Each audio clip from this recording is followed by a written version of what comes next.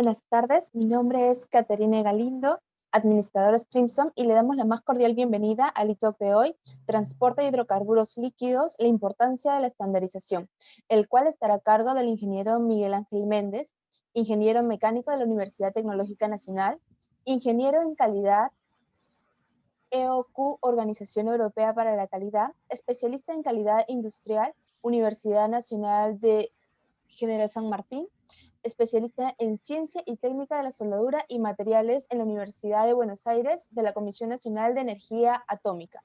También es inspector de soldadura nivel 3 según la norma argentina IRAM. Desempeña trabajos de inspección, asesoramiento y desarrollo en el Instituto Nacional de Tecnología Industrial, Centro de Mecánica INTI Argentina, en el tema de soldaduras, recipientes a presión y calderas en instalación y fabricación de equipos y componentes para la industria del gas y del petróleo principalmente, así como también trabajos de consultor en implementación de sistemas para la obtención de estampa ASME de fabricación de equipos. Es actualmente vicechair del grupo ASME Argentina y presidente del subgrupo de traducción oficial al español de la sección 8, división 1 del código ASME de calderas y recipientes a presión. Es instructor ASME autorizado desde el año 2004 y ha dictado numerosos cursos de posgrado en universidades argentinas y extranjeras y cursos para personal de ingeniería, mantenimiento y producción de numerosas empresas en temas de soldadura, recipientes, presión y ductos sometidos a presión. Actualmente es responsable del ente de calificación de soldadores y operadores de soldadura número 2 de INTI Mecánica. Para una mayor comodidad, los participantes podrán ir haciendo sus preguntas a través del chat y al finalizar el e-talk se procederá con la lectura de estas. A continuación, le doy pase al ingeniero Miguel Ángel Méndez. Adelante, ingeniero. Bueno, muchas gracias, Caterín. Bueno, les quiero dar la bienvenida a todos los presentes. Espero, digamos, que les sirva esta charla como para ir conociendo, si bien, bueno, es una charla relativamente acotada, pero por lo menos para que vayan teniendo un panorama o puedan tener una idea acerca de qué se trata este código en particular, o esta sección del código B31 que vamos a estar, del cual vamos a estar hablando en esta ocasión, y que por supuesto da para una profundización mucho más importante, por supuesto. Este es un código bastante extenso, bastante usado. Así que, bueno, sin más, para no perder tiempo y que después nos deje algún rato para que puedan ustedes hacer las preguntas que consideren conveniente, vamos a ir comenzando. Por supuesto, traten de no quedarse con ninguna duda. Obviamente no vamos a hacer, o no vamos a poder hacer la profundización de los temas como uno quisiera. Bueno, es una charla simplemente, es una cuestión de tiempo, pero dentro de lo posible trataremos de evacuar las dudas, al menos las dudas más importantes que ustedes puedan presentarnos. En principio, si me disculpan, voy a apagar la cámara para tener un poquito mejor de ancho de banda, así no tenemos problemas, digamos, de transmisión y demás. Así que bueno, vamos a ir comenzando entonces. Lo primero que tenemos que saber en principio es acerca de qué es lo que vamos a hablar. En este caso vamos a estar hablando acerca de un código ASME. Como ustedes saben, ASME es la Asociación de Ingenieros Mecánicos de los Estados Unidos, si bien hoy en día y con el paso de los años se ha ido transformando básicamente en una asociación multidisciplinaria que ya no incluye solamente a los que somos ingenieros mecánicos. Y esta organización, el ASME, además de realizar unas cuantas, o tener a su cargo unas cuantas actividades, una de ellas es precisamente la actividad de la estandarización y de la normalización. De ahí es que tenemos hay una enorme cantidad de documentación normativa, de documentos normativos, como ser normas, prácticas, códigos, etcétera, que son son escritos, desarrollados y editados por el ASME, entre los que claramente se destaca tal vez el más antiguo de todos, el más conocido seguramente por todos ustedes, y por la gente, digamos, de este ámbito en particular, que es el código ASME de calderas y recipientes a presión, pero también de muchos otros códigos, como es el caso de este código ASME B31, que de alguna manera en muchos casos funciona como un complemento del código ASME de calderas y recipientes a presión, porque, bueno, una caldera, un recipiente a presión, cualquier equipo de estas características necesariamente tiene de alguna manera que estar conectado a un sistema de tuberías presurizado para hacer parte de una instalación. Entonces, este código, este otro código ASME, que es el código ASME B31, es un código que en cierta manera va a ser un complemento y va a estar de alguna forma emparentado en mayor o menor medida con el código de calderas y recipientes a presión. Básicamente, este código cubre unos cuantos temas, entre los que podemos destacar lo que es los temas de diseño, los temas de materiales, la construcción, la operación, el mantenimiento, es decir, todas actividades que son de extremada relevancia para lo que es un código de sistemas presurizados, que básicamente son sistemas con un cierto nivel de riesgo, con una cierta necesidad de asegurar de alguna manera la calidad y la eficiencia de los elementos que lo componen, etc. Entonces, estos temas, digamos, que cubre el código, como es el diseño, los materiales, la construcción, la operación, el mantenimiento, en realidad son tal vez los temas más relevantes, digamos, hablando así a grosso modo, en forma muy grosera, porque son tal vez los temas de fondo, los temas principales que están cubiertos en estos códigos.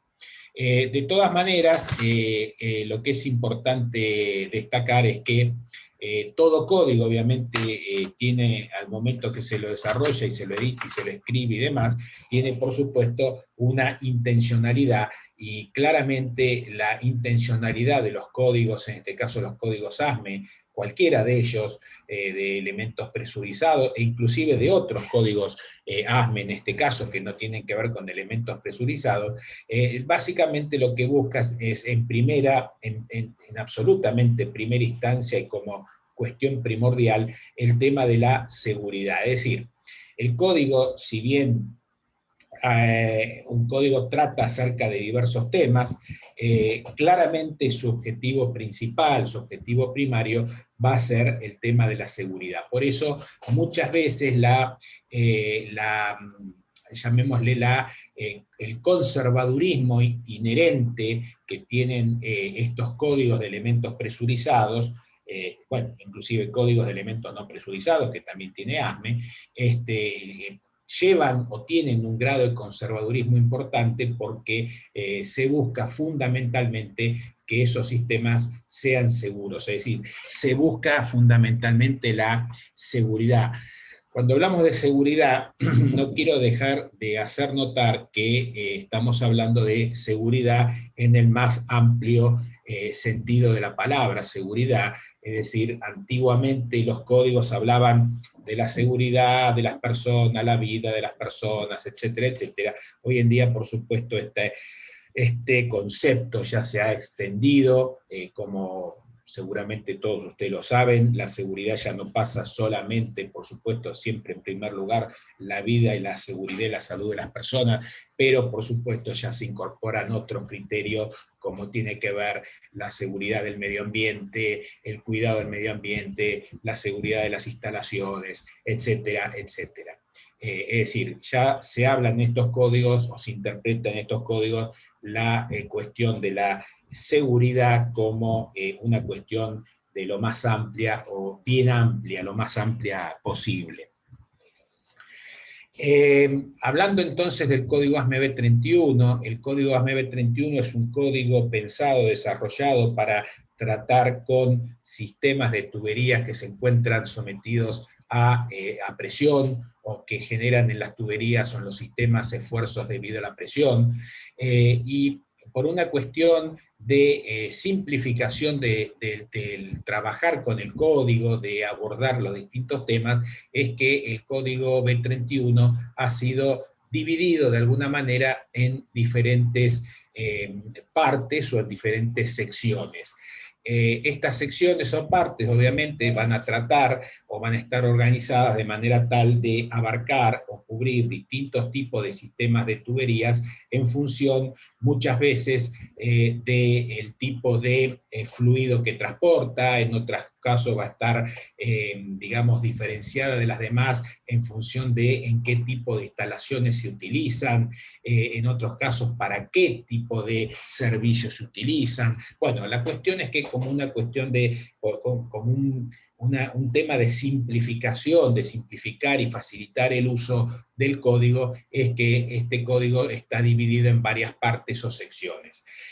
Al día de hoy podemos estar diciendo que estas partes o secciones son estas que estamos viendo aquí en la pantalla, y que tienen que ver con sistemas de tuberías de vapor, sistemas para refinerías y plantas de procesos, sistemas para refrigeración, sistemas para transporte de hidrógeno, etcétera, etcétera. Y uno particularmente, que es el centro, digamos, o el objetivo de la charla del día de hoy, que es la sección 4, que se refiere fundamentalmente a lo que son los sistemas de transporte de líquidos. Acá, disculpen que haga una salvedad, el término hidrocarburos ya, no ya se ha borrado del título de la norma. Estamos hablando hoy en día sistemas de transporte de líquidos y pulpas o lodos. Bueno, esto es una traducción y una interpretación del tema de pulpas o lodos, dependiendo de qué país o de qué región, digamos, lo traduzca, pero básicamente se refieren a sistemas que transportan líquidos y sistemas que transportan sólidos en suspensión líquida, básicamente, que uno lo podrá llamar pulpas, otros lodos, etc. Entonces, básicamente, al día de hoy, estos son las partes o secciones en las cuales está dividido el código ASME B31. Habíamos dicho, el código ASME es un documento normativo, obviamente un código o todo código es el documento normativo de más alta jerarquía dentro de lo que es el ámbito de normalización de documentos. Entonces, básicamente el código que no deja de ser, por supuesto, un documento normativo, no deja de ser una norma, y como todo elemento o documento normativo, es un documento que va a estar necesariamente sujeto a revisiones o a modificaciones según transcurre el tiempo. Esto fundamentalmente debido, por supuesto, a lo que es el avance de la tecnología, el desarrollo de nuevos materiales, el desarrollo de nuevas técnicas constructivas, de nuevas técnicas de prueba, etcétera, etcétera. Entonces, necesariamente, con el transcurso, con el paso del tiempo, se va a requerir que los códigos, que estos documentos normativos que llamamos código, o secciones del código, ya vemos que en este caso es una sección del código, vayan revisándose y modificándose en función de cómo avance el tiempo. En primera instancia, tenemos que saber que el código, en este caso el código ASME, el código B31, como todos los códigos ASME, se encuentra básicamente organizado y opera con procedimientos estrictos de ASME, son procedimientos que están acreditados por lo que es el ANSI, por lo que gran parte de estos códigos, en este caso el código B31, al estar acreditado por el ANSI, también, además de ser un código, una normativa ASME, es una normativa una norma nacional de los Estados Unidos, por ser reconocida y estar acreditado por el ANSI. Por supuesto, la máxima autoridad, en este caso del código, el responsable por la administración del código, por la edición, por los cambios, por toda la actividad que se genera en el uso y desarrollo del código, está bajo la tutela o bajo la administración de un comité, que es el Comité ASME B31, el cual, por supuesto, tiene para su funcionamiento una serie de subcomités, grupos de trabajo, subgrupos de trabajo, dependiendo de distintas especialidades, etcétera, etcétera. Estas revisiones o estas actualizaciones del código que habíamos estado mencionando hace unos momentos, básicamente la idea es que estas nuevas ediciones o estas revisiones sean editadas o publicadas cada periodos bianuales, es decir, cada 2 años. Esto es un objetivo que se ha planteado ya hace varios años, el Código B31, y el cual al día de hoy no ha podido ser completamente cumplido, porque si bien algunas secciones del código se han adecuado a esta condición, algunos un poquito antes, algunos más recientemente, pero todavía hay algunas secciones del código que todavía no se han acoplado o no se han adaptado completamente, o sea, están en vías de adaptaciones a estos periodos de revisiones o de ediciones nuevas. El caso del ASME del 31.4, de la sección 4, que es la que estamos hablando en este momento, el 31.4 sí es una de las secciones que se ha adaptado hace relativamente no demasiado tiempo, hace unos 5 años, digamos, por poner más o menos un número, que se ha adaptado y efectivamente va cumpliendo con esta premisa de ir renovándose de alguna manera, revisándose en periodos de 2 años. Una cosa importante para tener en cuenta es que cada 2 años vamos a tener una revisión o una nueva edición. Esto ustedes lo verán en el mismo título de la norma, el cual puede decir directamente edición tal, o puede decir revisión tal, o sea, o edición tal, revisión de la edición número tal, etcétera, etcétera. O sea, en el mismo título de la sección que estemos considerando va a decir si es una nueva edición o si es una revisión de una edición pasada. Básicamente, la idea ¿cuál es? La idea es que esa nueva edición o esa nueva revisión que aparece cada 2 años no sea o no es de aplicación retroactiva a un sistema que se está construyendo o que o ya se encuentra en operación. Esto no es un requerimiento de código, es decir, básicamente esto queda, por supuesto esto se puede exigir que así sea, en un proyecto que de alguna manera se actualicen las condiciones en función de que se actualice el código, pero no es un requisito del código, sino que en todo caso el código lo deja para una cuestión de, digamos, de arreglo o de acuerdos entre partes, o que por supuesto, como dice ahí, o que sea requerida por una legislación o por un decreto o por una norma regulatoria, por ejemplo. Teniendo esto en cuenta, básicamente, entonces la versión del código que uno va a aplicar en un determinado proyecto, en una determinada instalación o construcción, básicamente es la edición o la revisión, ya sabemos que en un caso puede ser una edición o puede ser una revisión, editada al menos 6 meses antes de la fecha de la firma del contrato. Esa es básicamente lo que se debe utilizar, y una vez que está fijada esta versión del código que se va a utilizar en un determinado proyecto, esto es lo que se va a usar para todo el proyecto y la operación inicial de este sistema, independientemente del tiempo que se demore este proyecto, o si durante el tiempo de desarrollo de este proyecto aparecieron 1, 2 o 3 revisiones en el medio o nuevas ediciones.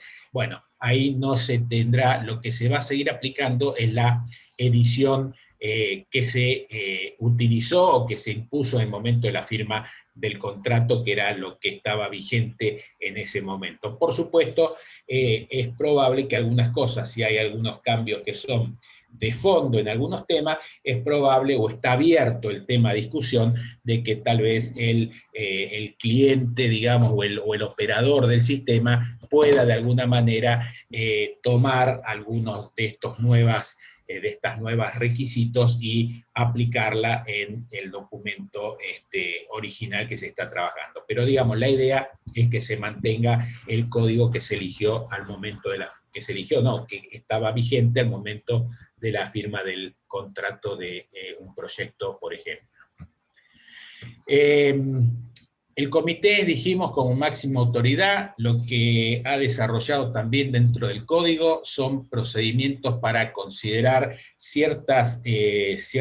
una cierta comunicación con los usuarios del código, y esto se materializa de alguna manera a través de lo que se denominan interpretaciones o casos. Básicamente, ¿qué es una interpretación? Una interpretación tiene que ver con la respuesta que da el comité del código a la solicitud por parte de los usuarios de la clarificación de algún punto no claro o no muy bien expresado, o que no queda del todo definido, que puede aparecer en el código. Estas interpretaciones claramente son editadas tanto en las páginas de ASME como una vez que sale cada 2 años una nueva edición o una revisión, como un suplemento del código, si bien están en forma mucho más rápida, uno las puede encontrar en las páginas la página web de ASME. La otra cuestión son los casos. Los casos tienen que ver con, fundamentalmente, lo que se denominan obtener de alguna forma por parte del comité un permiso porque el caso básicamente se basa en aplicar algún método, se llame constructivo, algún método de diseño, algún método de prueba, etcétera, que no está contemplado en el código, tampoco está prohibido, es decir, son esas cuestiones que son ni aprobadas ni prohibidas, digamos, por lo cual el comité puede, ante el requerimiento de un usuario, puede otorgarle el permiso para el uso de esta condición alternativa al código, y esta condición alternativa al código, avalada por el comité, es lo que normalmente se denomina un caso, o un caso código, también se lo llama de esa manera. Estos casos normalmente también se editan como suplementos del código, también se encuentran en forma mucho más rápida e inmediata en la página web de ASME, y normalmente los casos están vigentes por un tiempo limitado. Ese tiempo limitado lo define básicamente, o lo va a definir el propio comité, y en algunos casos este caso puede expirar, puede ser renovado, o puede ser directamente incorporado al código como un requerimiento ya estándar del propio código. Pero todas estas son decisiones básicamente que va a tomar el comité. Para que ustedes vean, tengan una idea, esto es por ejemplo, una interpretación. Esta interpretación, como ustedes ven, tienen, bueno, por supuesto fecha, lleva un archivo, tiene toda una trazabilidad, y básicamente acá se plasma, se plantea una pregunta por parte de un usuario, y se obtiene, por otro lado, una respuesta por parte del comité. ¿De acuerdo? En líneas generales, estas interpretaciones, el comité B31 suele ser un poco más flexible que otros comités, digamos, de ASME. Entonces, en otros comités de ASME o en otros códigos, es muy habitual que las preguntas se formulen de forma tal que su respuesta sea o deba ser necesariamente la respuesta del comité por un sí o por un no, básicamente. En líneas generales, las interpretaciones de P31 son tal vez más flexibles, y en muchos casos el comité, en algunos casos, hace normalmente comentarios acerca de las preguntas. No hay una exigencia tan estricta, tal vez como en otros códigos. Esto que ven acá, por ejemplo, es un caso. Esto es un caso en el cual se permite, por ejemplo, se solicita el permiso para utilizar un cierto elemento, un cierto material para hacer reparaciones en el sistema de tuberías P31.4, y luego está la réplica o la respuesta por parte del comité de la autorización para utilizarla, por supuesto, con una serie de requisitos que se deberán cumplir para poder aplicar este caso. Lo bueno, o digamos, lo práctico del caso es que los casos son de uso público, es decir, estos se publican en la web de ASME y cualquier usuario del código puede hacer uso libremente, por supuesto libremente, de la autorización o del caso que está aprobado por el comité. Básicamente, ¿cómo está acá, ya entrando un poco más en el detalle, saliendo de la generalidad de lo que es el código B31? Acá vemos básicamente la sección 4, o el B31.4, cómo está compuesto. Vemos que está compuesto con una serie de capítulos, y vamos a tener una serie de anexos. Hay algunos capítulos que es la parte general del código, por decirlo de alguna manera, y después vamos a tener 3 capítulos que son capítulos de sistemas especiales, por decirlo de alguna manera, que son el capítulo 9, 10 y 11, uno para sistemas offshore, es decir, de sistemas de transmisión de líquidos o lodos costa afuera, otro para sistema de conducción de dióxido de carbono líquido, y otro para el sistema de transmisión de lodos o pulpas. Es decir, son capítulos que aplican, además de lo que la parte general del código, se aplican estos adicionales según sea el caso que uno esté tratando. Básicamente, ¿de qué trata esta sección del código? Bueno, el tema materiales, habíamos mencionado al principio, el tema material es un tema clave, es un tema súper importante dentro de los códigos. Entonces, dentro de lo que son los temas materiales, el código va a hablar fundamentalmente de cuáles son o qué son los conceptos de materiales aceptados para el código. Acá va a haber todo un concepto, toda una definición de qué significa todo esto. Hablando, por supuesto, de materiales como pueden ser accesorios, tuberías, soportes, etc. También en el código, en lo referente a materiales, se dan todas las indicaciones de cómo se califican materiales. Calificar material significa, de alguna manera, llevar a un material o a un accesorio a una condición de reconocimiento por parte del código para poder facilitar o poder permitir su uso dentro de un sistema 31.4. El código también acepta la reutilización de materiales, llámese un reciclado, en realidad se llama reutilización, es decir, la posibilidad de utilizar materiales usados en otros tipos de sistemas, para volver a utilizarlos luego de un cierto proceso en otro sistema en construcción para otra, tal vez para otro tipo de operación. Y por supuesto va a establecer, o se van a establecer, una serie de requisitos que tienen que ver con requisitos de pruebas o inspecciones a la recepción de materiales. Esto también es un tema súper importante, porque acá básicamente se establecen los requisitos de control, los requisitos de limitación de imperfecciones que pueden tener los materiales al momento que esos materiales se reciben en obra, por ejemplo, para la construcción de un sistema, y que uno hace la recepción de materiales, y acá vamos a disponer de todos los requisitos que el código impone que se deben de cumplir para que esos materiales recepcionados puedan efectivamente ser ingresados dentro del sistema en construcción 31.4.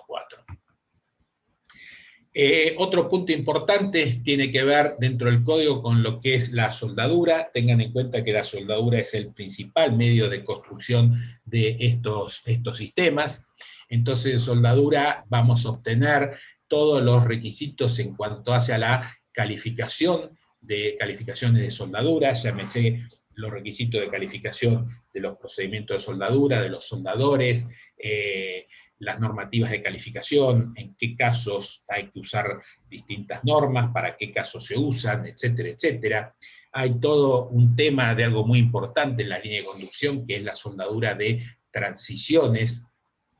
Hay también todo un capítulo referido a lo que es la soldadura de derivaciones o ramales, todo lo que hace a la soldadura de este tipo de elementos, por supuesto la verificación de los reforzamientos, si se requiere o no el uso de refuerzos externos, llámense ponchos, llámense camisas, llámense monturas de refuerzo, etcétera, etcétera. Todo esto está todo, por supuesto, estandarizado y está de alguna manera regido por una serie de requisitos que se deben de cumplir.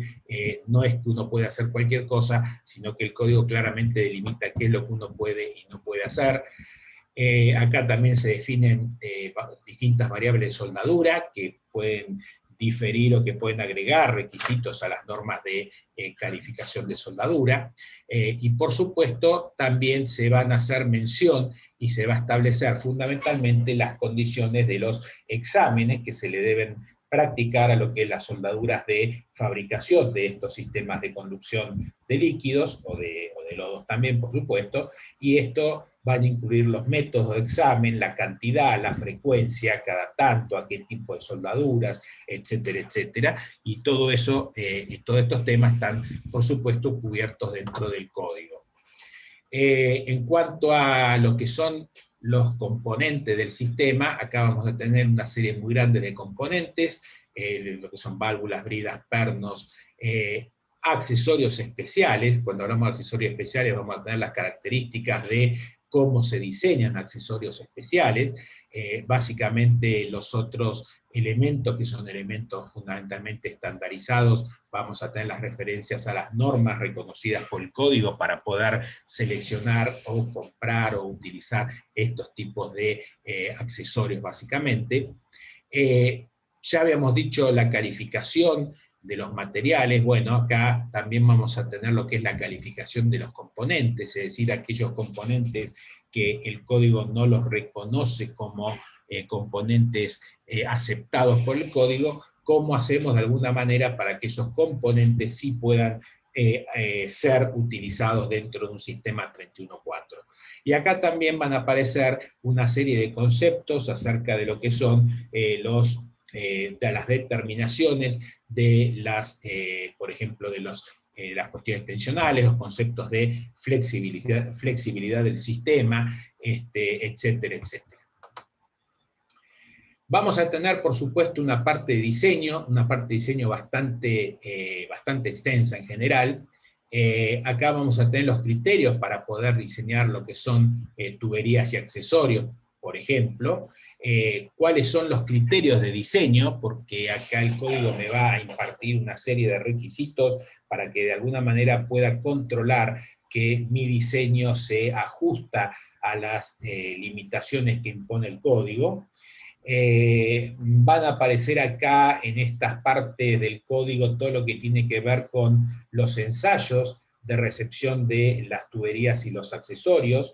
Esto va a implicar que pueden aparecer accesorios, tuberías con daños, y va, por supuesto, a aparecer una cuestión de evaluación de esos daños de los elementos recibidos y la posibilidad de reparar esos elementos comprados y recepcionados.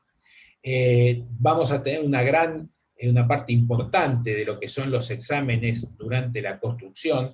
Tengan en cuenta que el término examen se refiere o implica fundamentalmente ese control no invasivo de alguna manera de los elementos recibidos, en este caso de los materiales o de los accesorios o de las soldaduras, lo que fueren. Básicamente estamos hablando de exámenes de tipo no destructivo, de tipo visuales, etcétera, etcétera. Y por supuesto también vamos a tener los requisitos para las pruebas posteriores a la construcción, y esto tiene que ver, ya cuando hablamos de pruebas, ya tiene un concepto de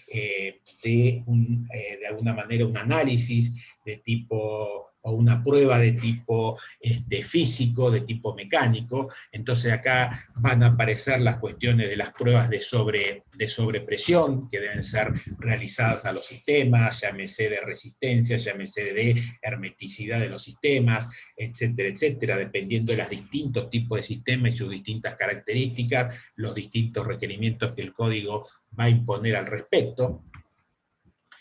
Y luego tenemos un tema muy importante que en este código, no en todas las secciones del B31 se abarcan estos conceptos, es decir, el concepto de establecer requisitos para un sistema más allá de las condiciones de construcción, porque acá estamos hablando del más allá, del luego de la construcción, porque estamos hablando de mantenimiento y de operación.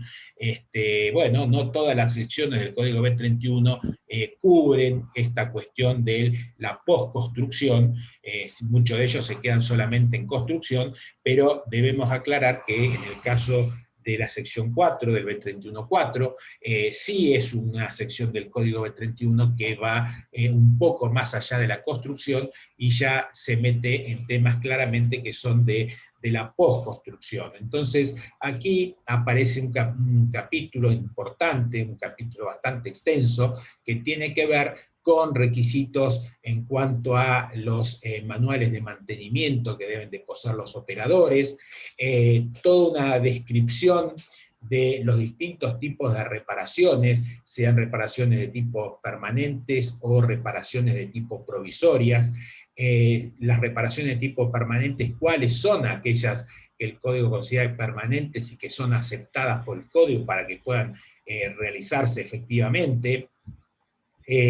También se hace un criterio de evaluación, o se establecen los criterios de evaluación de imperfecciones que se detectaran en operación, detectadas tanto por lo que es la inspección propia del operador, o lo que es la evaluación por, no sé, el pasaje de herramientas de inspección interna, etcétera, etcétera. Y también hay un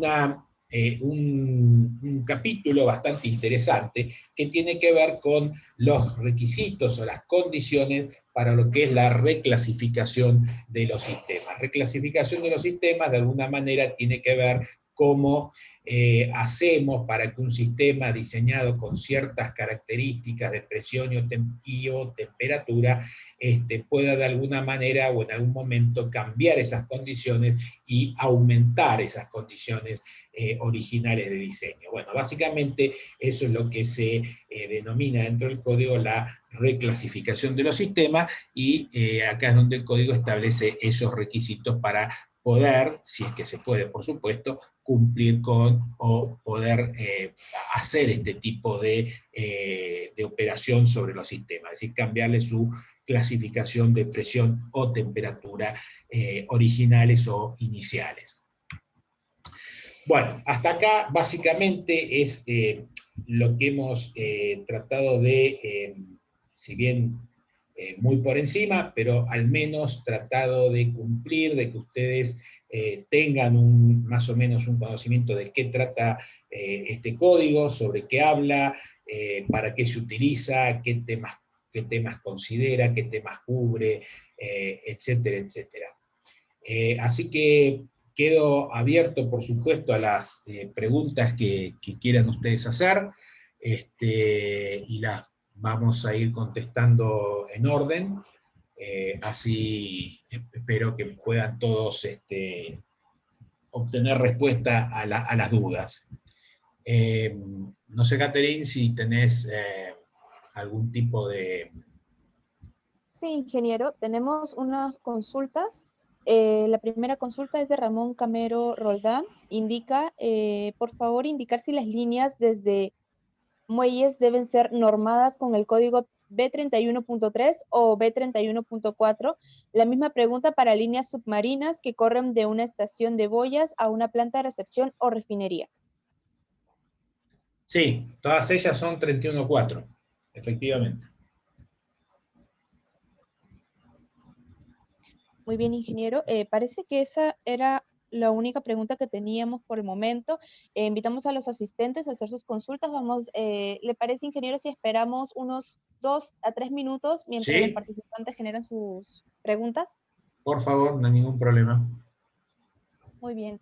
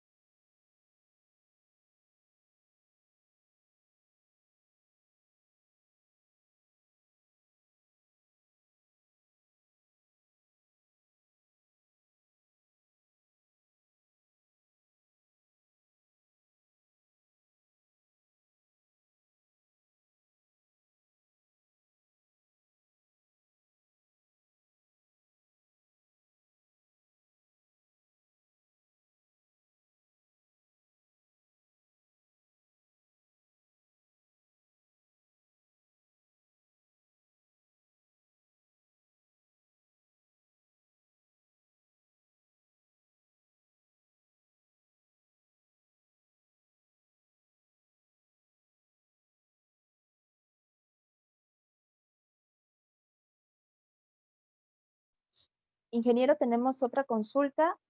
Tenemos la consulta de Joe Fernández. Dice, ¿qué Sí. código se aplica en estaciones de servicios de combustibles? Eh, bueno, en estaciones de servicio de combustibles, internamente son instalaciones internas, no aplica claramente este código, porque ya lo que es estaciones de combustible normalmente se rigen por regulaciones locales.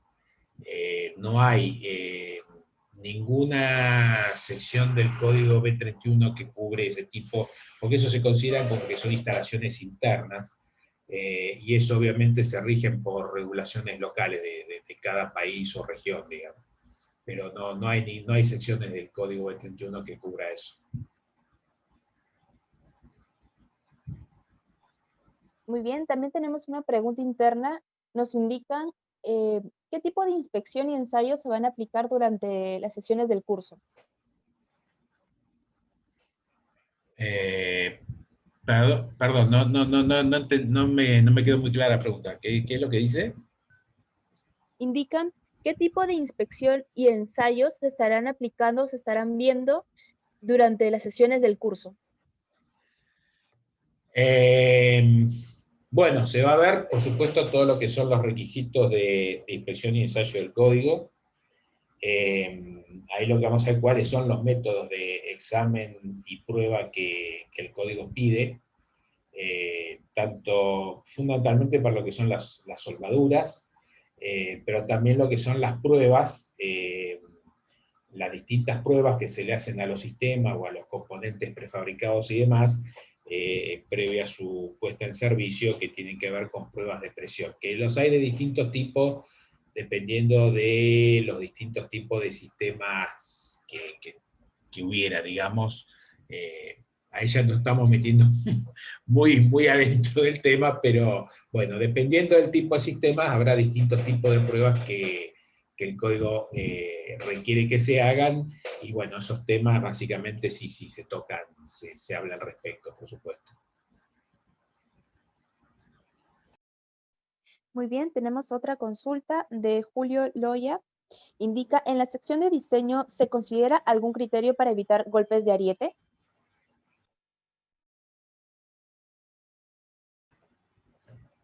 Sí, o sea, el golpe de ariete está contemplado, de alguna manera, está contemplado como lo que se denomina una carga transitoria dentro del diseño.